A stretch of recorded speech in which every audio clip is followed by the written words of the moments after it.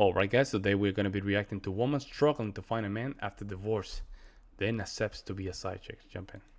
Welcome back, family. Today we will review women who divorced their husbands thinking that the grass was greener on the other side. In the 16 years since I've been divorced, I have dated a little bit and I've had a few long-term relationships, one of which was with a complete narcissist and con artist. This person did a lot of really terrible things, and as it turns out, he was doing it to at least 9 other women that I'm aware of. I felt so stupid and that I should have known better, and like I didn't trust myself. Coming out of this forced me to take a really hard look at my life, and I decided it was time for a change.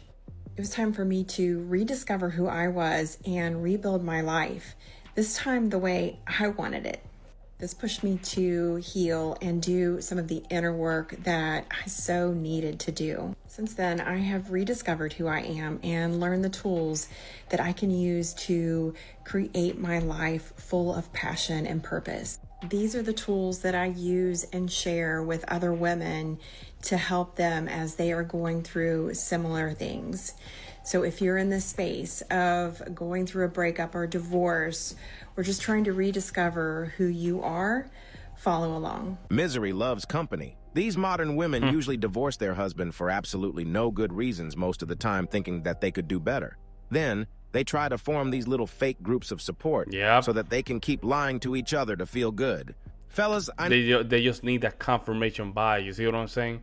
They need the confirmation bias. Know how hard it is to have tried your best to make things work, but then she leaves just because she wasn't happy. Trust me when I say that your value can only go up when you put in the work. And 9 out of 10, your ex will not do better than you. Check it out. Damn. Hi world, it's my first TikTok, and I have a really pressing question.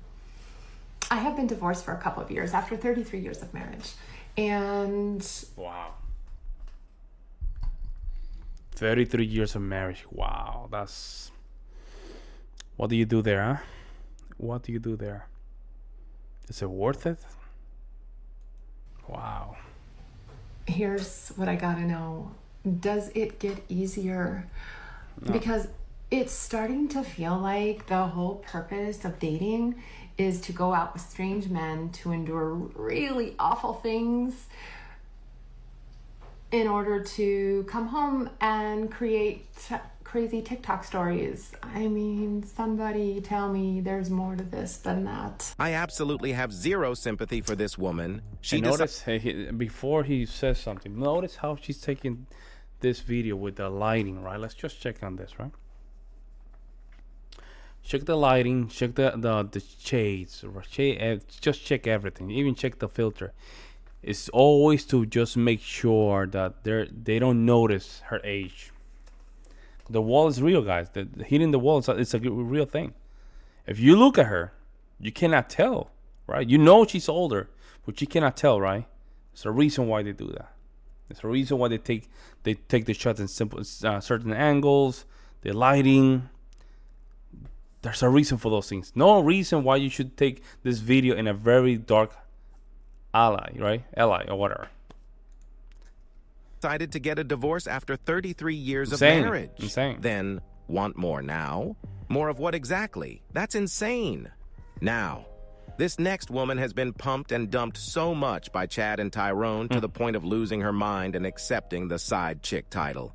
Damn. You're probably gonna think I'm crazy, but I think situationships are wonderful, especially the ones that absolutely break your heart.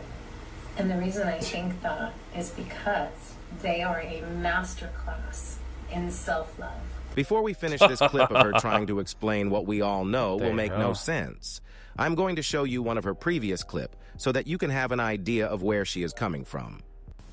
If you are coming out of a long-term relationship or marriage and about to enter the dating world, listen to my story so that maybe you can stop yourself from doing all the stupid things that I did. So when I first met my ex-husband, I was 16, and the way dating worked back then was I liked him, he liked me, so we started dating, we still liked each other, so we got married. Little did I know that in the 2020s, that is not how dating works. And because my marriage had been particularly miserable the last few years, getting out of the relationship felt like getting out of jail. I've never been in jail, but I have family members who have, and from what I've seen, it is a time period of excess. And like those family members, I wanted the excess. I wanted to kiss all the boys, I wanted all of the validation and the attention, and what that actually meant was that I was nowhere near ready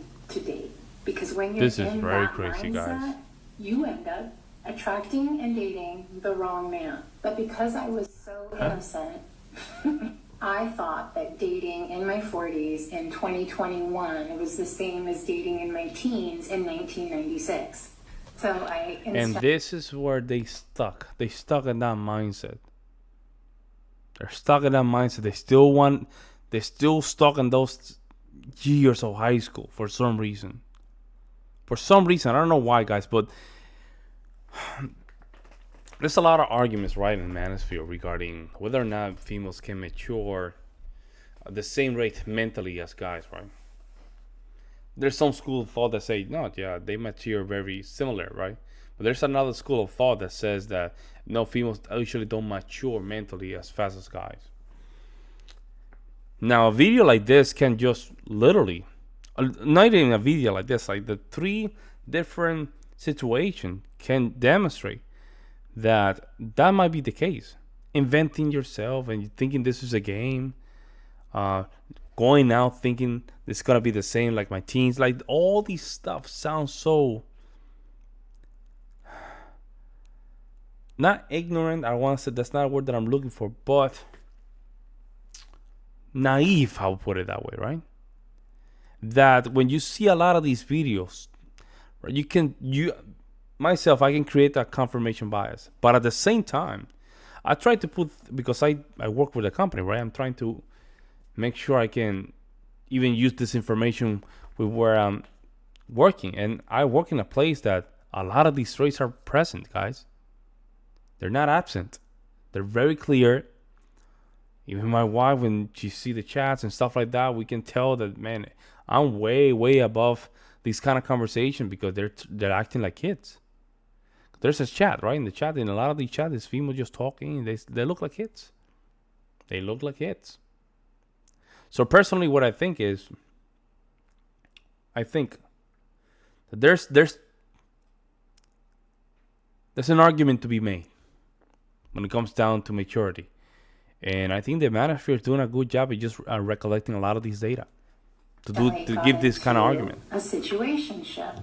I did not know what a situationship was. I thought that if a man liked me enough to date me and to sleep with me, then he liked me enough to be my boyfriend. It's honestly kind of cute now how stupid I was, but that's not how dating works. There are plenty of men that will take you out on dates. Oh, that makeup, bro. You're amazing. That will have mind-blowing sex with you. They look younger. And then act like you don't exist. And so I was so used to being somebody's wife that I thought if I just show what a great wife I can be, they'll love me. If you hear you're not a good wife when you divorce your husband. That makes you the worst wife. If you're a wife and you divorce your husband, you're demonstrating you can be a good wife by already divorcing your husband. How is that a good wife again? How can you demonstrate to being a good wife? Don't do that.